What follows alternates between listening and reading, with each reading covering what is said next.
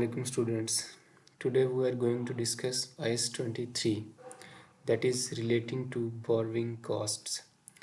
कि जब हम कोई एक ऐसा एसेट बना रहे हों कि जिसको बनाने में या जिसको इंटेंडेड यूज़ करने में या जिसको बनाकर सेल करने में एक सब्सटेंशियल पीरियड ऑफ टाइम लगे और उसको बनाने के लिए जो हमने एक्सपेंसेस कर रहे हो, मतलब जो उस पर कैपिटल एक्सपेंडिचर कर रहे हो, वो हमने लोन लेकर अगर कर रहे हैं तो उससे रिलेटेड जो बोरिंग कॉस्ट होगी, जो फाइनेंस कॉस्ट होगी, उसको हम उस एसेट्स की कॉस्ट का पार्ट बनाएंगे, उसको कैपिटलाइज करेंगे। ठीक है, उसको डायरेक्ट जो है हम एक्सपेंस आउट नहीं करेंगे।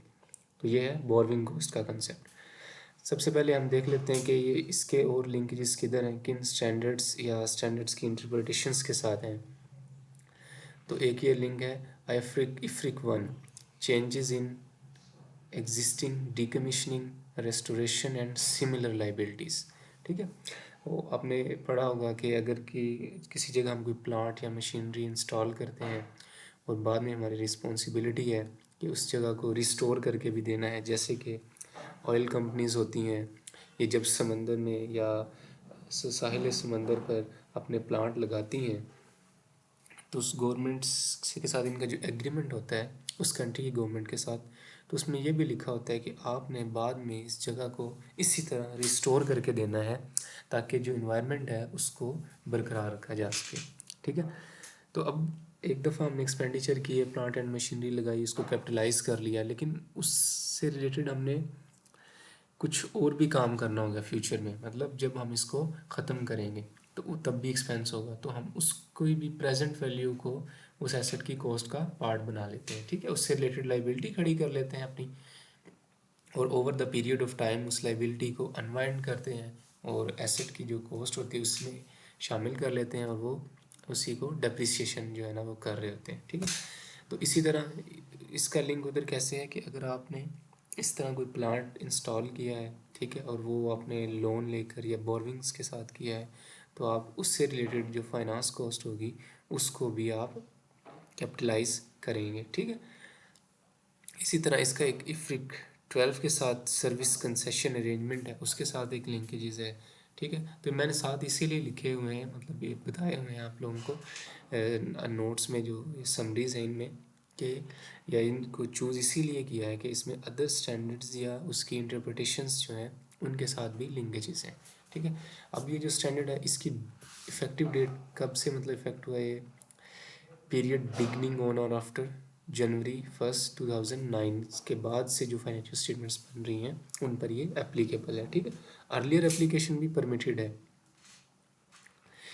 अच्छा जी, बोरविंग कॉस्ट है। सबसे पहले डेफिनेशंस कि बोरविंग कॉस्ट क्या है। Borrowing cost are interest and other cost incurred by an entity in connection with the borrowing of funds। ठीक है, borrowing cost may include interest expense calculated using effective interest rate method। अब बड़ी important चीज़ है इधर कि borrowing cost में क्या जो फाइनेंस कॉस्ट पे कर रहे हैं सिर्फ वही बोरविंग कॉस्ट होती नहीं, आपको लोन को रेज करने में इसके अलावा भी अगर कोई कॉस्ट है वो भी इसका पार्ट है। जैसे कि आपने बैंक से फैसिलिटी ली तो इशू कॉस्ट कोई लगी, ठीक है, कोई प्रोसेसिंग कॉस्ट लगी उस इशू को, अगर वो मेजर अमाउंट्स हैं तो आप उसको भी कैपिटलाइज कर सकते हैं।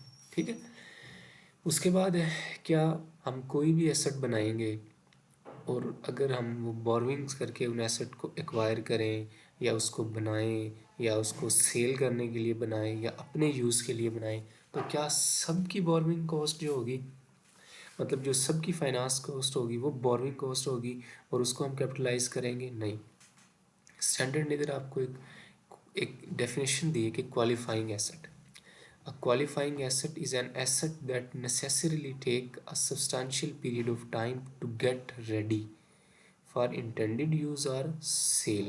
एक क्वालिफाइंग एसेट पे अगर आपने बोरविंग और फंड्स अप्लाई किए हैं तो उससे रिलेटेड जो कॉस्ट होगी वही आप कैपिटलाइज करेंगे। ठीक है, अब सब्सटेंशियल पीरियड ऑफ टाइम क्या है, स्टैंडर्ड इसके बारे में गाइडेंस देता है कि ऐसा एसेट जिसको बनाने में आपको ना लेट्स सपोज 12 मंथ्स और मोर टाइम लगे तो आप उसको कैपिटलाइज करेंगे। अभी कोई एक ऐसा एसेट है जिसको 2-3 महीने में बन जाता है, लेकिन हम उसको लोन लेके बनाते हैं, बाद में पे करते हैं और उससे रिलेटेड फाइनेंस कॉस्ट जो है वो पे करते हैं बैंक को, तो वो कैपिटलाइज नहीं होगी। आप उसको सिंपली अपने एक्सपेंसेस से रूट करवा सकते हैं, मतलब आप उसको सिंपल एक्सपेंस आउट कर सकते हैं। लेकिन क्वालिफाइंग एसेट जो है उससे रिलेटेड जो फाइनेंस कॉस्ट होगी, जिसको बनाने में 12 महीने या उससे ज़्यादा टाइम पीरियड लगे, तो उससे रिलेटेड जो फाइनेंस कॉस्ट होगी उसको आप कैपिटलाइज करेंगे, उस एसेट की कॉस्ट का पार्ट बनाएंगे, ठीक है।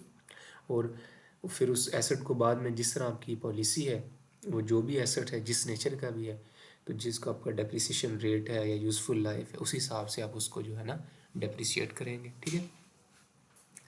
अब इधर एक बड़ी इंपॉर्टेंट चीज़ है कि आप बोरोइंग कॉस्ट जो है, जो सिर्फ टेंजिबल एसेट्स पर इस्तेमाल हो, ऐसे रिलेटेड फंड जो हैं उन्हीं पे होगी। मतलब कोई प्लांट एंड मशीनरी है या कोई अपनी बिल्डिंग बनाना है, ठीक है।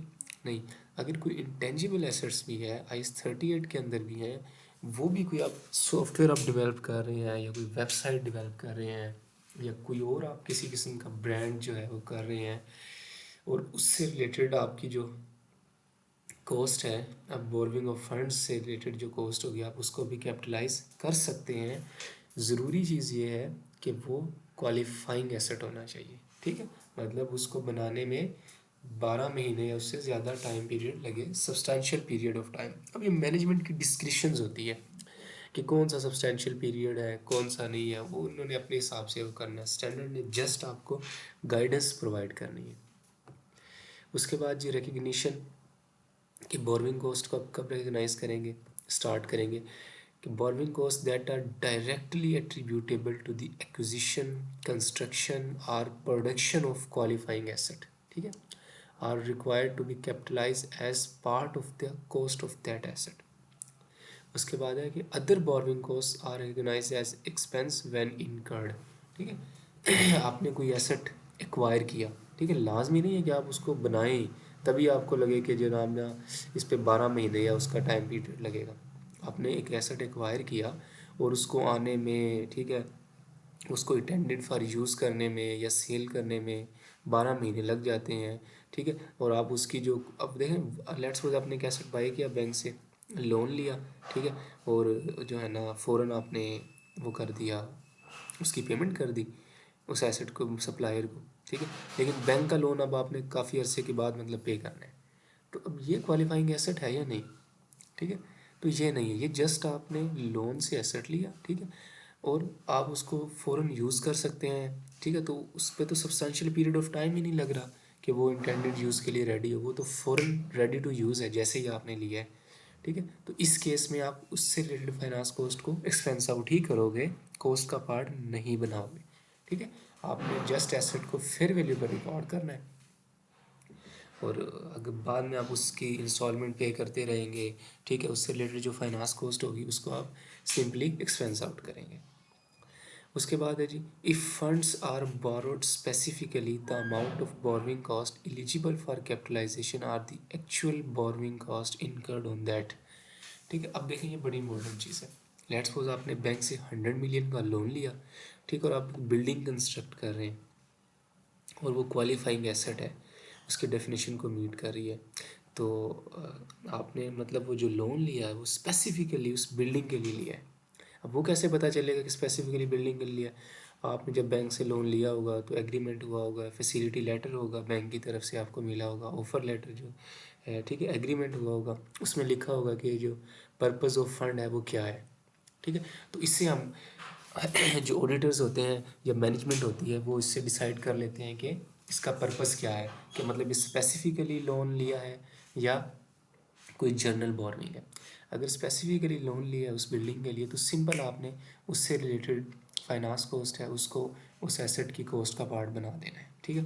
अब एक केस ये भी है कि कई दफ़ा आपने एक दफ़ा लोन लिया, लेकिन आपने 100 मिलियन का लोन लिया, लेकिन उसमें से 50 मिलियन आपने किसी और पर्पज़ के लिए इस्तेमाल कर लिया और 50 मिलियन बिल्डिंग के लिए।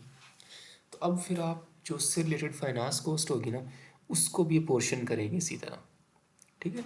आप उसको भी एक जर्नल बोरोइंग रेट निकालेंगे अपना, ठीक है, और आपसे रिलेटेड जो बिल्डिंग पे खर्चा हुआ है उससे रिलेटेड फाइनेंस कॉस्ट है, सिर्फ उसी को कैपिटलाइज करेंगे, बाकी को आप एक्सपेंस आउट करेंगे। ठीक है, उसके बाद है जी कैपिटलाइजेशन कब स्टार्ट करनी चाहिए, कब इसको एंड करना चाहिए, ठीक है, कब दरमियान में रोक देना चाहिए। क्योंकि देखिए प्रैक्टिकल चीज़ें हैं कि लेट्स सपोज हमने एक बिल्डिंग स्टार्ट की बनाना, तो हमने उसके लिए फंड्स बोरो किए।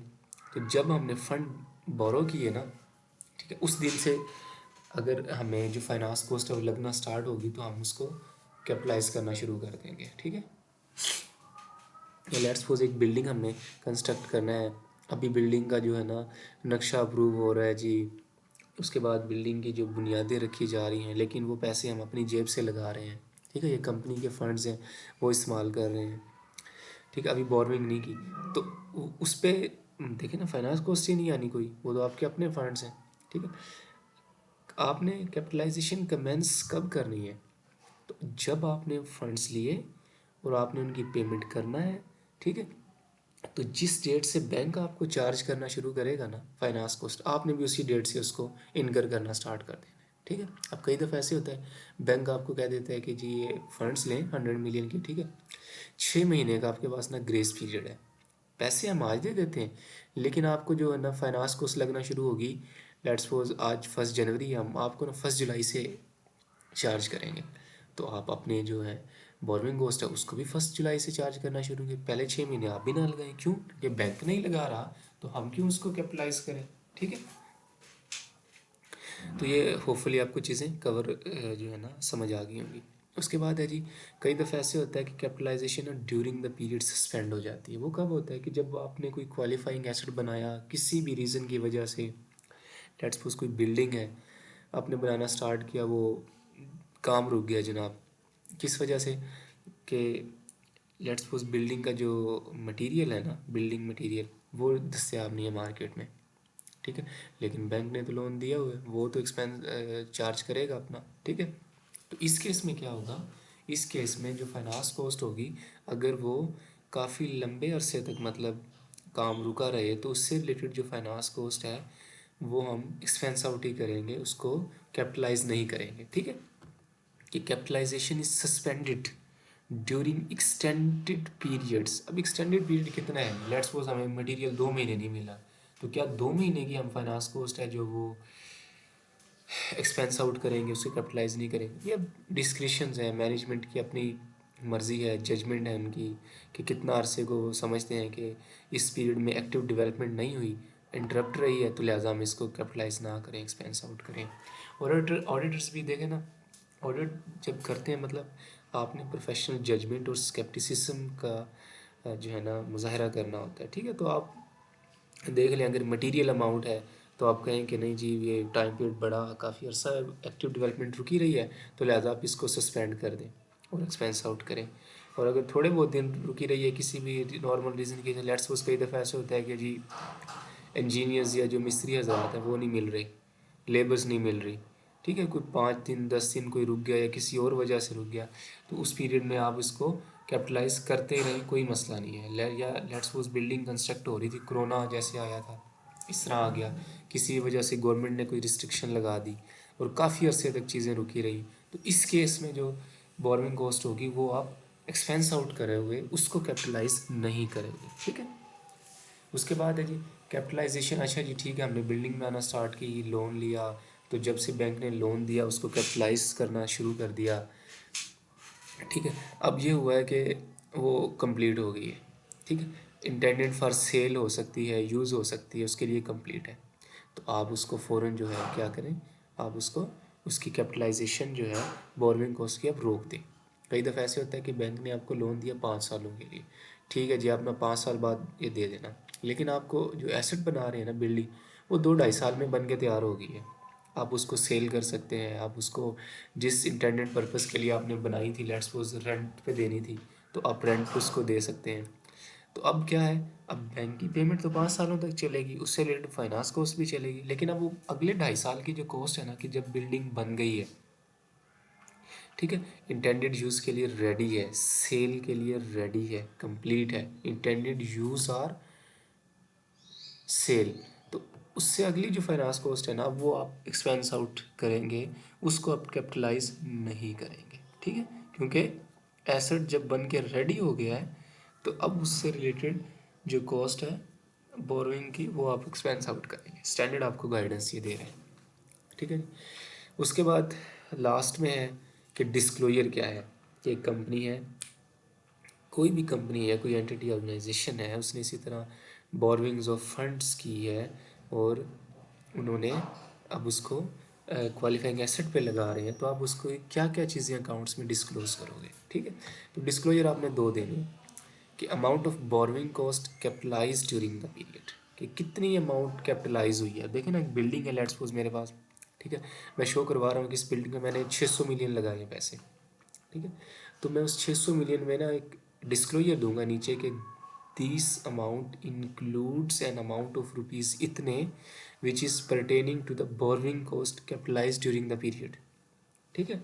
कि इन अमाउंट्स में कुछ ऐसी अमाउंट भी है जो कि हमने लोन लिया हुआ था इस बिल्डिंग के लिए और वो बैंक को हमने फाइनेंस कॉस्ट दी है और वो कैपिटलाइज की है, ठीक है। तो आप उसका डिस्क्लोजर देंगे।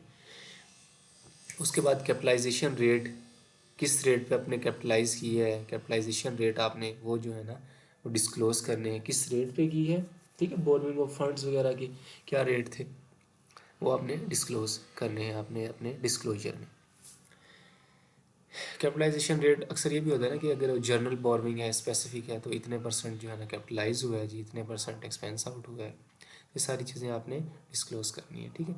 अच्छी तरह एक इंपॉर्टेंट चीज़ थी कि बोर्विंग कॉस्ट में include interest expense calculated using effective interest rate method, ठीक है। कि अगर आपने कोई बोर्विंग की है और आपने अमोटाइज कॉस्ट पे उसको रखा हुआ है, ठीक है, उस अपनी लाइबिलिटी को, तो इफ़ेक्टिव इंटरेस्ट रेट मेथड से भी जो आपकी फाइनेंस कॉस्ट आ रही है आप उसको भी कैपिटलाइज कर रहे होंगे अगर वो स्पेसिफिकली और generally related to the construction, acquisition और uh production of a qualifying asset, ठीक है। तो होपफुली चीज़ें आपको समझ आई होंगी इंशाल्लाह। यही स्टैंडर्ड है और इसी की समरी है। कोशिश की है मैंने कि इसको मतलब एक थॉरोली क्विक आपको ओवरव्यू दिया जाए और एक प्रैक्टिकली चीज़ों का बताया जाए। इंशाल्लाह पेपर में या एग्ज़ाम में या प्रैक्टिकल चीज़ें मतलब विद इन जो मैंने चीज़ें आपको बताई है इसी एक एम्बिट में होती है, ठीक है। ओके जी, best of luck, thank you, अल्लाह हाफिज़।